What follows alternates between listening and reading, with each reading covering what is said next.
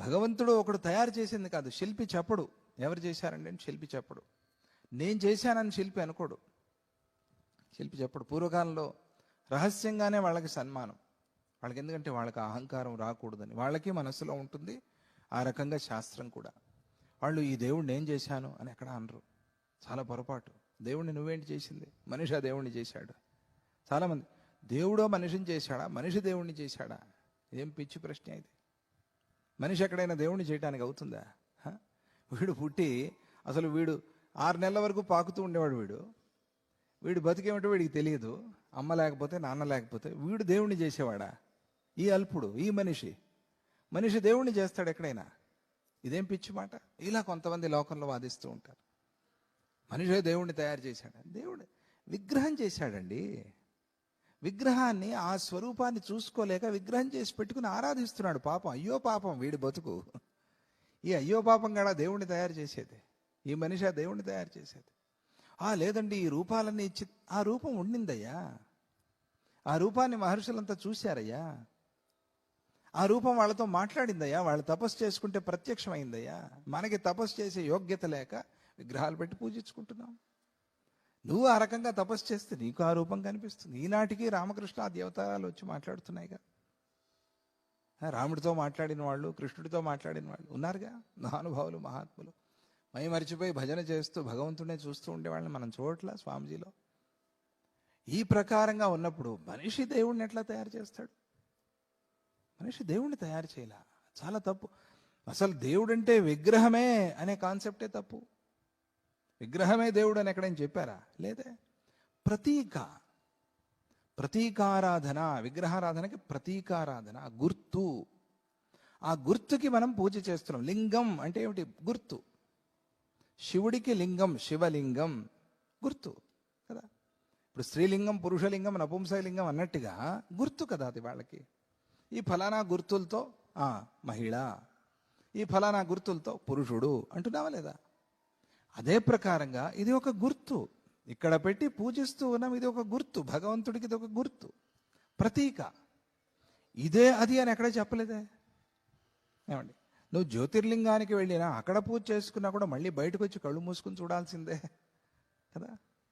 అక్కడ చూసిన రూపాన్నే మళ్ళీ కళ్ళు మూసుకుని చూడాల్సిందే. నువ్వు ఎప్పుడు అక్కడ కూర్చుని నీళ్లు పోయలేవుగా. పోయినిస్తారు అట్లా. ఎంతమంది భక్తులు, లక్షలాది మంది భక్తులు. కుదరదు.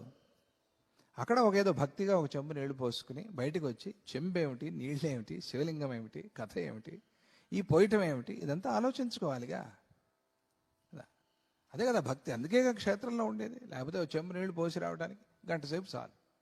ఉంటున్నాం కాశీలో 9 రోజులు కనీసం, లేదా 9 నెలలు, 9 సంవత్సరాలు, లేదా ఆ జీవనం చచ్చేంత వరకు అక్కడే. ఎందుకు? కాశీ. ఆ జ్ఞానం, ఆ వెలుగు నీలో పుట్టాలి. కాశీ అంటే వెలుగు. ఆ వెలుగు నీలో పుట్టాలి. శివుడు అంటే ఏమిటి తెలియాలి నీకు కదా. అది కదా కాశీ. అందుకనే అసలు ఈ తిరకాసు పెట్టేసి, మభ్య పెట్టేసి, ఇదంతా ఒట్టిదే, అబద్ధమే అని చెప్పే వాళ్ళకి అసలు తెలియదు. వాళ్ళు అట్లా చెప్తున్నారని తెలిసిన వాళ్ళు కూడా దాన్నే విని మోసపోతున్నారు. వీళ్ళ ఇంతింత మాత్రం భక్తి కూడా పోతుంది. అవును కదా అండి. ఈ విగ్రహాలను మనం చేసుకునేవే కదా. దీనికేమిటి పూజ? ఎంత మాయ, ఎంత తప్పుడు అభిప్రాయం అది. అలా ఎప్పుడు చెప్పలా, అలా ఎక్కడా చెప్పలా కదా. ఈ విగ్రహం అనేది ఎంతో కొంత కాలానికి అది నిదానంగా కాలంలో కలిసిపోతుంది కదా. విగ్రహం అట్లే ఉంటుందా? కలిసిపోతుంది. కానీ భగవత్ తత్వం అనేది అట్లాగే ఉంటుంది. అక్కడ మళ్ళీ నువ్వు ఇంకో విగ్రహం పెట్టుకుంటావు. ఎందుకు? నువ్వు దాటేశావు. విగ్రహం మాత్రమే దేవుడు కాదు అనేదాన్ని నువ్వు దాటావు. కానీ తర్వాత వాళ్ళు దాటాలిగా. తర్వాత వాళ్ళకి అవసరంగా. అందుకోసం ఇట్లా దేవాలయాలు మనం కాపాడుకోవాలి. వాళ్ళకి ఆ భగవతత్వం తెలియాలి కాబట్టి కాపాడుకో. నాకు తెలిసింది కదా తీసేస్తామంటే, నీకు తెలిసింది వాళ్ళకి తెలియలేదుగా. నువ్వు తినేసావు కదా అని మిగిలిన అన్నం తీసుకెళ్ళి డస్ట్బిన్లో పడేస్తే మిగతా వాళ్ళు ఉన్నా తినేవాళ్ళని కదా. నువ్వు తినేసి కడుపు నిండిందంటే పోయి పడేస్తే ఎట్లా? ఆ తప్పు చేయకూడదు. నువ్వు తిన్నావు, నీకు ఆకలి తీరింది, తృప్తి. ఏమో నీకు మళ్ళీ రేపు ఆకలి అవుతుంది, అప్పటికే అవసరం అవుతుంది. కాబట్టి నువ్వు పెట్టుకోవాలి.